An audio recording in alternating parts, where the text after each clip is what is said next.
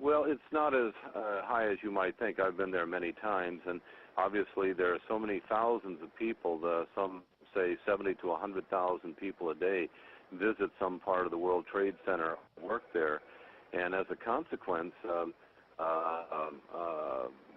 this is one of those places that you have to have free egress and access to the building.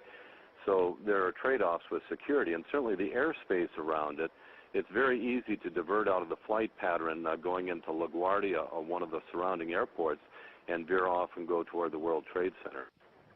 We've got reports coming in on the Reuters news agency that a Palestinian group has claimed responsibility for the New York World Trade Center attacks. Those are unconfirmed, I must stress. What's your reaction to that?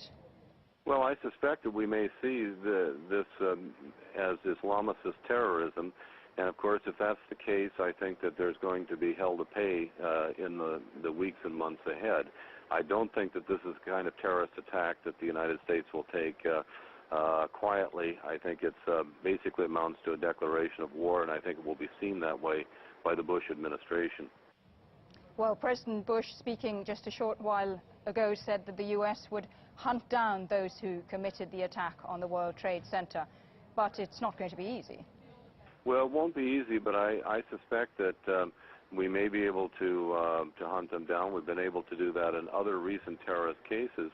And if we find the governments have harbored or supported the terrorists in any way, I think those governments become extremely vulnerable at that point. For viewers who've just joined us, we're going to show you pictures of the second plane as it flew in and appears deliberately to have gone straight into the side of one of the towers. Earlier, another plane had targeted the other tower.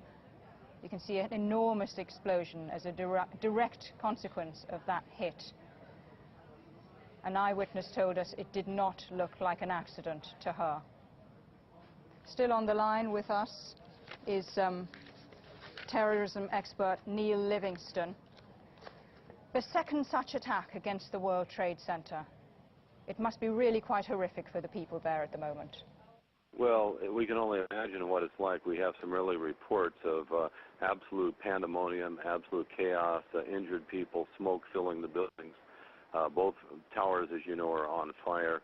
I think that the loss of life is going to be horrific, and we can only speculate right now on the casualties, and they have our prayers, of course. Neil Livingston, thank you for joining us. And Ash Raven, who was an eyewitness to the earlier explosion, joined us, and this is what he told us. Well, I just got off the train right in the belly at the World Trade Center, the train that was getting me in from home this morning. And first, there was just a tremendous smell of gasoline and petroleum.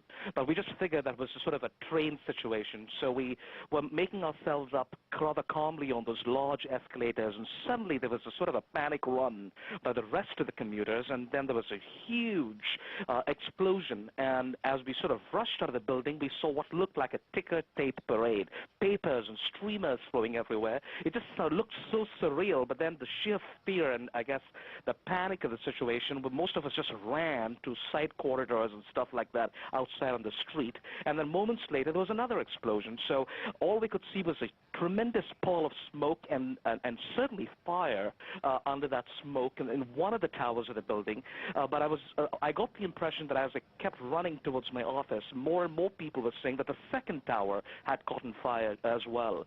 I had no idea as to the planes and so on and so forth. We just thought it was some sort of an explosion or a regular fire. But then again, all of downtown looks like a whole mass of people on the street. Trucks, cars, all just strewn around, a pall of black smoke that looks like a tornado climbing over the rest of Wall Street. I could actually now see from my window. I'm now in my office, a little away from the World Trade Center, about a block away.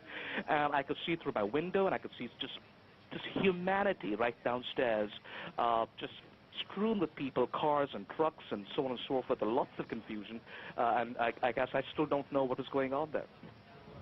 It's a very, very busy time of morning, of course, isn't it, Ash? You couldn't have Well, yes, a busier time this morning. So that is really unfortunate. I just hope and I pray for those people in those 2 or 3 floors, or perhaps even more floors, that were affected the World Trade Center. This is such a stark coincidence for me, because I was there when the explosion went off in the World Trade Center many, many years ago, and I had to walk down 63 floors from the 63rd floor of World Trade Center number 2 with the rest of my colleagues, and that was then. And today I happen to be in the same building. How could that possibly be? The same building, right at the belly of the building, getting off the train. How many floors appear to be affected? Just from a sort of a quick visual glance at the building, when I was outside the building, it looked more like 6 or 7, with a real heavy fire and a thick black ball of smoke. But apparently now, I've been hearing this from people on the street. I'm not sure how credible those observations are, that it's clearly more floors, and certainly another building as well, another tower, the 2nd tower. Eyewitness Ash Raven. Now we're going to cross to Washington. There are pictures there of a hotel behind the Pentagon. There are reports of a terrorist attack on the Pentagon as well. There certainly has been an explosion. You can see thick smoke coming out from behind the Pentagon. It's been evacuated, and there are reports coming through that the White House too has been evacuated. This just a short while after 2 planes attacked the World Trade Center in New York. President Bush said earlier that they were apparent terrorist attacks. It now looks as if the focus of these attacks, if that's what they are, has switched to Washington, to the nerve center of the American government, to the Pentagon, the defense headquarters, and possibly to the White House itself. Joining us now is aviation expert Robert Houston. Robert, what can you tell us about the World Trade Center attacks? The World Trade Center attack seems to be an astonishingly well-planned, a daring and appalling act. Some of the descriptions that I've heard describe the aircraft involved as small passenger aircraft, but it's far more serious than that. The 2nd aircraft that hit the towers, which there is film of, which some of your viewers may have seen, that is a Boeing 737. It is not a small aircraft. It's a 100-seat airliner, and obviously a very calculated multiple hijacking plan with a suicide attack at the end of it has been put into place by whoever is behind this.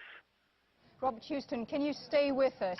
We're going to cross to Washington now, where we're getting reports of attacks, possible attacks on the Pentagon. We're joined now by the BBC's John Lyne. John, what can you tell us? Okay, I'm at Washington National Airport, which is less than a mile from the Pentagon building, which is the headquarters, of course, of the U.S. Defense Department. There's a huge pall of smoke coming from that direction, and people at this airport are saying that a Boeing 757 jetliner has crashed into the Pentagon. Now, I cannot confirm that. Certainly something very bad has happened there. There's a horrible smell here. There's a huge pall of smoke, and there's obviously been some awful thing happen there, but I can't precisely confirm because I cannot see the Pentagon building directly in my line of sight. But certainly from that area, there is a massive pile of smoke. They've shut down this airport. I was just trying to get a plane to New York. They've shut down this airport immediately. There are no plane movements, and they're evacuating the area. It looks as if something very nasty has happened here today indeed. John, thank you for that. We're looking at pictures from Washington, from just behind the Pentagon, the defense headquarters in the United States. John Lyne is at Washington Airport. John, the defense headquarters would be an extraordinary target. We've lost John Lyne. With me in the studio, though, is the BBC's Jim Fish. Jim, a series of coordinated attacks. It looks very much like it, yes. An extraordinary amount of, as the defense expert was saying, the aviation expert just then, an extraordinary amount of coordination required to hijack, if that's the case, not 1 but 3 aircraft and crash them into such high-profile targets within minutes or within the space of an hour of each other. One thing, of course, people will now be looking at the perpetrators, the possible perpetrators of these attacks.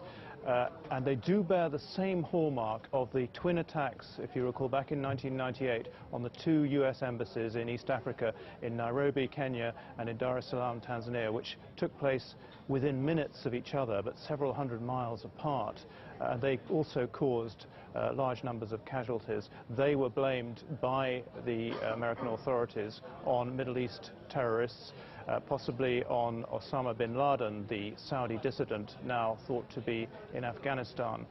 If these attacks are also to be put down to the same organization, I'm sure that American officials will be looking very carefully at that possibility, the possibility that Osama bin Laden may have been involved in this. But of course, at the moment, it's far too early to tell.